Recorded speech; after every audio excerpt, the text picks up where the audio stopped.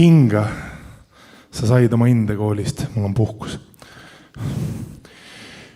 Ma olen lapsest saati nagu teadnud, et inimesed hindavad mind selle järgi, kui hästi või halvasti ma eesti keelt räägin.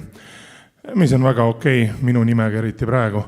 Aga iga päev, kui ma loen, kuidas eestlased eesti keeles kirjutavad või kuulen, kuidas te Pärdikute Käri selles räägite, mina olen halb inimene. Serioosne?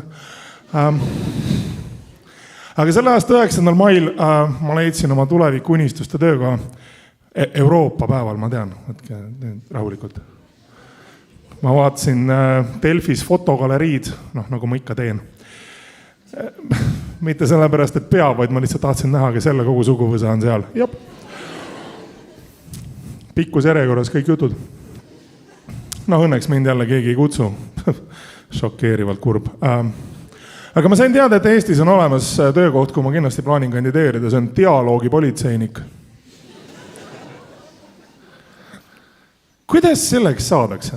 Ma reaalselt, ma alguses mõtlesin, äkki ma lugesin valesti, Venna Lane, vaata. Ma alguses äkki oli analoogpolitsei, teil oli dialoogpolitsei või dialoogipolitsei. Ma mõtlesin, kuidas see koolitus nagu välja näeb?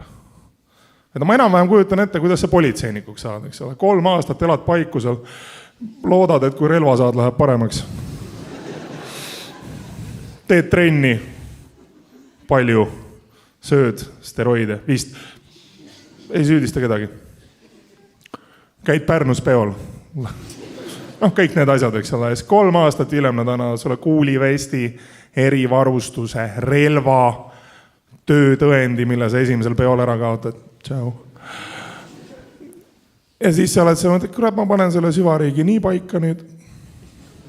Mul on relv, ma toon demokraatia Eestis. Mina olen Valter, Prisma korravalvur. Ja seda räägib politseiniku poeg, eks ole. Kuidas see dialoogipolitseinikuks saad? Mis kursuseid selle jaoks on vaja läbida? Ma nagu eeldaks, et iga politseitöötaja oskab rääkida. Tuleb välja, et seal on eriüksus. Ma hakkasin mõtlema, mul vahest juhtub, vaata, see on ohtlik asi, kui minusugused mõtlema hakkavad. Siis juhtub igasugu imelike asju. Õnne 13 tuleb teleekraanile. Brigitte Susanne teeb uue reality TV show, kuhu ma kandideerisin muide. Aitäh. Aga ei, ma kujutan ette, et ma lihtsalt mõtlesin, et see peaks olema umbes sellist, et sa oled politseijaoskonnas 9. mai hommikul, paned neid kulineid endale sinna külge, mõtled, kurat, ma teen täna sibulamoosi liitritega. Ma neile näitan, kuidas Eesti välja näeb. Neist tuleb ülemus, et Kaimo, kuulsin neile duširuumis rääkimas. Sa oskad vene keelt. Mul on sulle eriülesanne. Kaimo on seal, fuck yes, K-komando. Ülemus, mitte päris. Anna kõigepealt relv siia. Igaks juhuks, võtta. Paneme selle siia.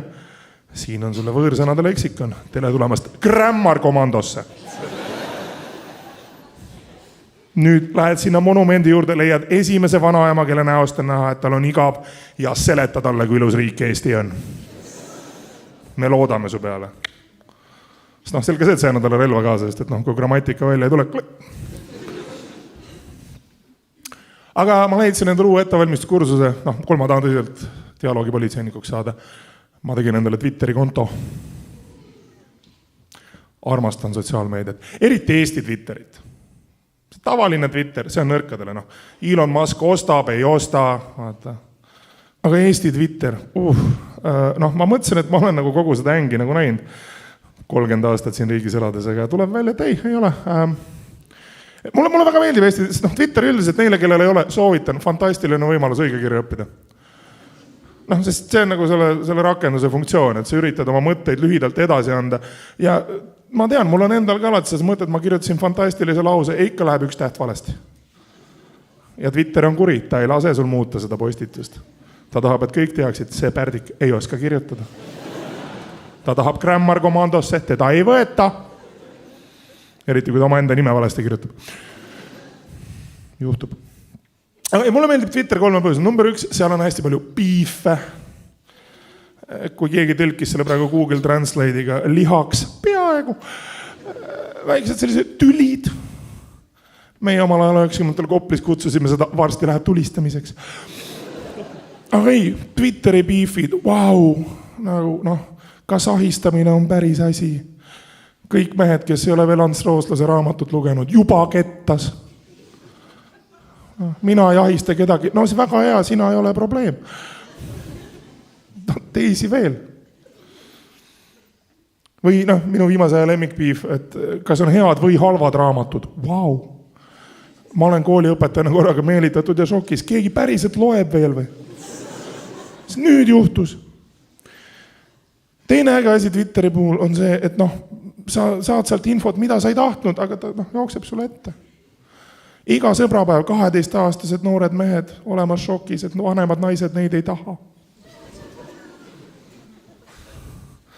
Ma kogu aeg naeratan talle, ta ei reageeri. Ta on su klassi juhataja, lase tal olla. Tal on niigi raske. Teid on seal 20 tükki ja ta kõik naeratate, et tal on halb päev.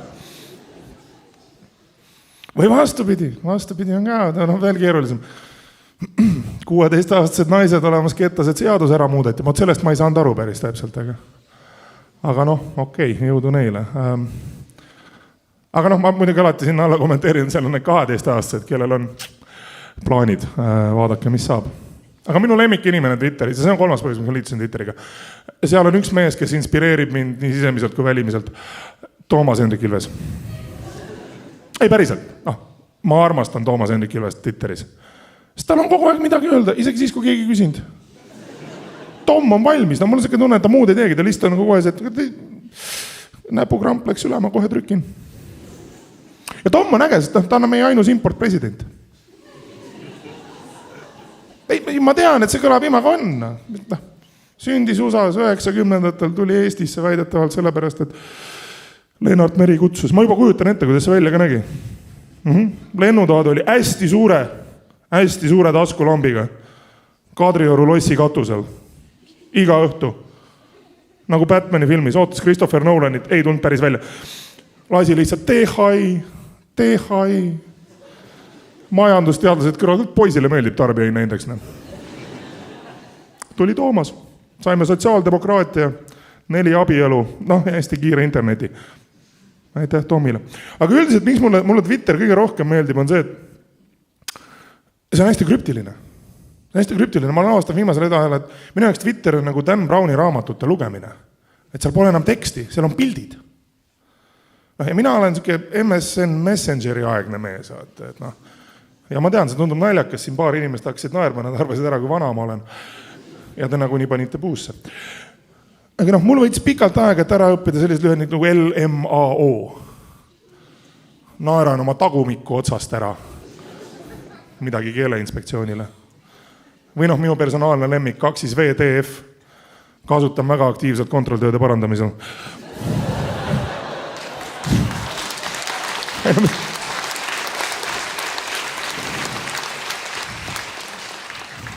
Ja siis te imestate, miks õpetajad streigivad.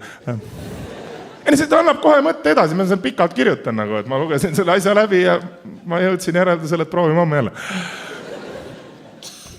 Teie naerate, ma kasutan seda lõputööde parandamisel ka. Need akadeemilised koosolekud, sass, mida sa sellega mõtlesid, kas sa päriselt tahad teada? Ei, ma räägin. Aga miks ta krüptilised, pilte on hästi palju. Sa vaatad Twitteri postitust, seal on mingi murtud süda, sinine süda, lilla baklažaan, päevalill, kellegi isa foto, ma ei tea miks.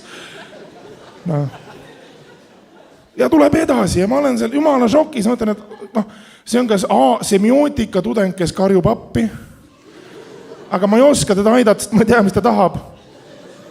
Või number 2, see on üks hästi endast väljas basic Aperol bitch kuskil terrassil üritades vaadata, et mälus peagi, et mitu pilti siia tegelikult ära mahub, vaata. Kuni sõbrantsid laua alt üles ärkavad. Nii et ma kõigile soovitan Twitterit ja kui midagi muud ei muutu, siis näeme dialoogi politsis. Ma olin Aleksandr Popov, aitäh teile, nägemist, tšau.